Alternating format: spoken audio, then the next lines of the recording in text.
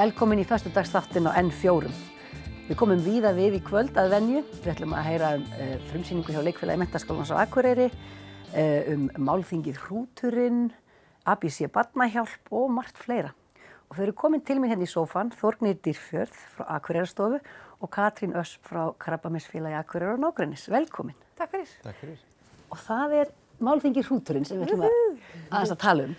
Já, við byrjuðum þetta í fyrra og við vorum að reyna að mæta því að konur eru líklegri til þess að þiggja þjónustu Krabbameinsfélagsins heldur en karlar og við erum að reyna að breyta því þannig að það nokkuð jafnt á milli kynjanna með að greinast með krabbamein.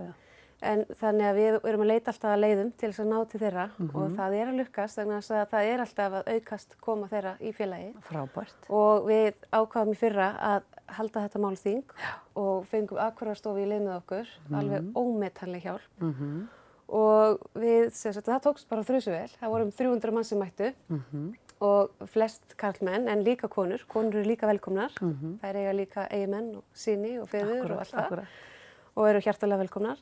En við erum sérstaklega að horfa á karlana að reyna að fá þá til þess að taka þátt og þeir gerðu það svo sannlega í fyrra. Og Hrúturinn var bara hér, eða var hann líka fyrir sunnan? Nei, þetta bara síðan norðurleiðsdæmi, þar sem að við og Akureyrarstofa höldum utan þetta. Já. Við erum pínlítið kannski skjóta inn í að við erum pínlítið að elta dömulega degudaga. Það eru svona konur með sinn vettvang og við vorum alveg til í að taka þátt í því að byggja upp einhvern svona vettvang fyrir kalla líka. Já, algjörlega. Og dömulegu degudagarnir eru hausti og svo þetta svona þegar það fer að birta. Já, og við ætlum líka að vera með málþing þá, sko, þannig að alls konar framöndan. Og þetta alveg spennandi dagskrá. Já. Og þú ert þarna með erindi, Þórgnýr, sem að ber titilinn Lífsfylling og gildi vináttunar. Já.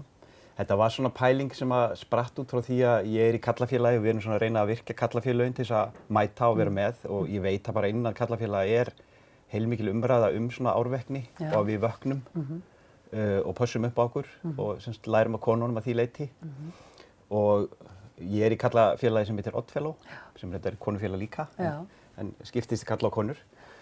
Og það svona vináttan, svona kjarni málsins. Við erum að rækta vináttuna og maður fær að ganga inn í eitthvað net sem maður bjó ekki til sjálfur. Þetta svona svipað eins og þeim krökkum stilt upp og sagt nú þið að vera vinir, nú þið að kynnast. Og þetta ótrúlega magnað og þegar við vorum bara að pæla í þessu þá rifjaðist upp fyrir mér að við höfum svona ákveðna aðferð sem ég ætla að segja frá á málþinginu.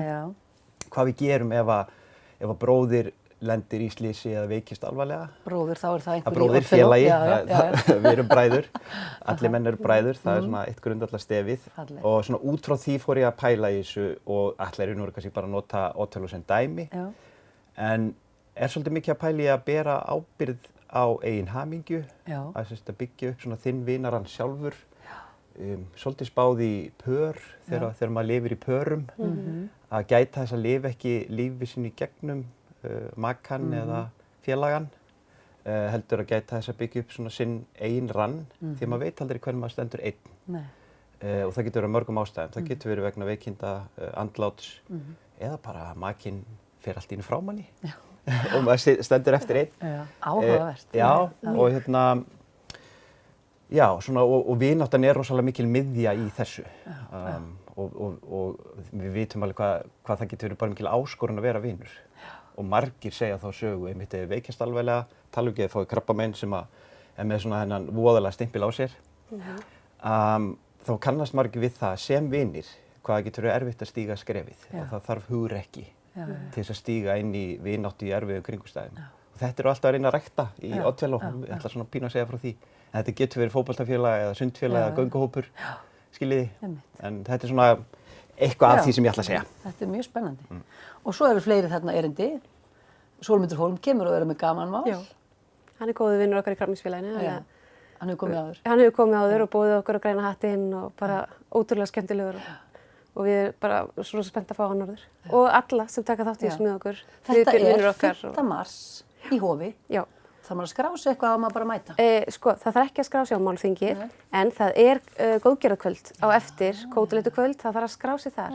En það allar upplýsingar á hrúturinn.is eða á heimasíðan okkar kaon.is. Hvað svo í þessari tösku sem þú komst með, Katrín? Já, mjög spennt fyrir henni.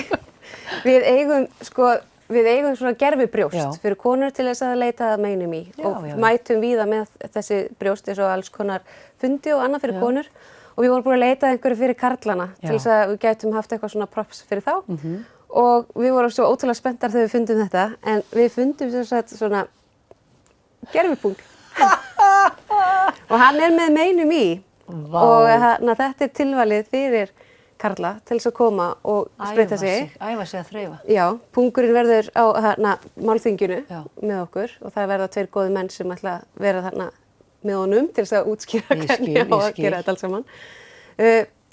Þetta hefur sko þann tilgang að karlarnir getur ekki að prófa en líka þetta bara skapi umræðu að þeir þori að skoða sig og fara að tala þetta hvað þetta þýðir og bara ræða málin sín á milli. Og hér búið að setja eitthvað svona mein, eða ekki? Jú. Sem að maður ágeta fundið. Já. Með því að þreifa. Með því að þreifa. Þetta ótrúlega magnað. Ég fann annað alveg leið, sko, en hitt vera. Og það var svona ákveðin leiðbeining var og pínumfyndið að snúa honum eins. Ekki segja hvað hann er. Nei, má ekki segja hvað hann er. Ég held ég sé búin að finna það bæði. Vá, þetta ótrúlega magnað. Já, við erum rosalega stoltar af þessu og við erum alltaf að reyna að leita nýjum leiðum til að ná til fólks. Þetta einn þeirra. Og eru þið eina krabbameinsfélagið sem á svona Já, græjur? svo best sem ég veit til, þá erum við eina félagið sem á svona græjur. Nú þurfa öll félagin eignast bók. Já, horfa til Krabbameinsfélags Akureyrar og nágreinir. Þetta ótrúlega sniðugt og sem sagt einmitt til þess að vekja upp umræðu, ýta einhvern veginn kallum í þessu tilfelli yfir hennar þröskuld.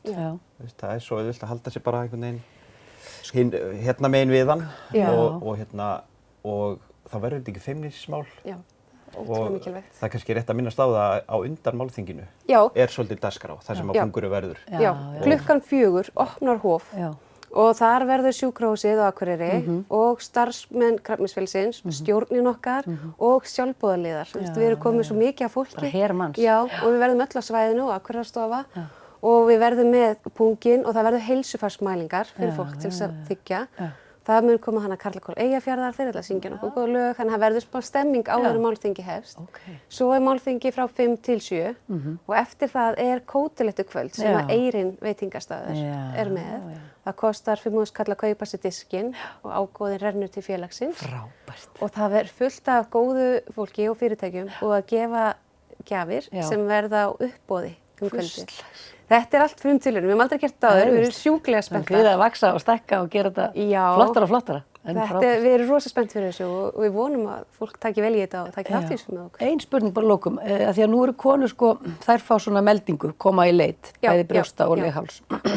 En fá kallar ekkert svoleiðis? Nei, þeir fá nefnilega ekkert svoleiðis. Á það eitthvað að breytast haldið? Sko, Krabbameinsfélögin eru alltaf að berjast fyrir því, að fá því breytt og það búið að gera alls konar þarfagreiningar og annað til þess að gera þetta. Svo þarf bara að koma boltanum í gegn, það annar handleikur. En hins vegar verður á málþinginu, hún Sigrún Elva sem fræðslufulltrúi Krabbameinsfélags Íslands og hún mun segja frá 2 konar nýjum mælitækjum fyrir karlmenn. Það annars vegar það sem að þeir geta farið í gegn svona spurningalista til að svara sjálfum sér komið tími fyrir mig til að fara í tékk og fara og panta sér tíma í alls konar skoðanir. Og hins vegar tækjabúnaður sem í þróun. Það sem að fólk mun geta sett inn þær upplýsingar sem það hefur þegar til þess að meta það hvort það vilji fara í aðgerð vegna blöðruhálskirtilskrabbameins eða ekki. Það er alveg spurning sem margir karlmenn þurfa að spyrja sig. Og þetta svona hjálpartæki. Það allt að gerast. Þetta mjög magnað og væri mjög sniðugt að fá svona hnipp. Og ég held að karlaklúbbarnir, við tölum miklu meira saman heldur en kannski fólk átta sig á. Og allavega í mínu félagi erum við alveg duglegir að segja hver öðrum frá. Þeir sem hafa fengið krabbamein, þeir sem hafa veikst, þeir fræða hina, segja hvernig það byrjaði og hvernig þeir brugðust við og hvað þeir ákveða að gera. Og þetta ótrúlega magnað. Þannig að ef þetta virkja karlafélögin, þá það svona einn líkill að því að auka árveknina. Já, mér langar rosalega að fá að segja frá því í lokin að einmitt í gær komu í Krabbameinsfélagið nokkrir formenn sem kallast ýmist formaður, mistari, alls konar, fullt af karlafélögum mættu í hús í gær. Þeir fengu að skoða, þeir voru fyrstir til þess að fá að skoða punginn, þeir fengu fræðslu og þeir eru svona hvetja sína menn til þess að koma á málþingi og við vonum að orð þeirra heyrist líka. Þetta frábært. Tíminn að hlaupa frá okkur, en í hléinu á Eurovision, eða íslensku söngvakeppninni, Já. á ekki að frumsýna þá nýja mottumarslagið. Jú, og ég bara jafn spennt og þú, við fáum ekkert að vita nema það að það verður frumsýnt í hléinu, sko. Þannig ég sitt alltaf og þegar aðri standa upp og fara að pissa og sitt ég spennt, við bara nei, og þá eru kannski nýju sokkarnir líka frumsýndir eða hvað? Já, þetta er alltaf leiðin í loftið. Æðislegt. Takk kærlega fyrir að koma og segja okkur frá hrútnum og öllu þessu. Takk.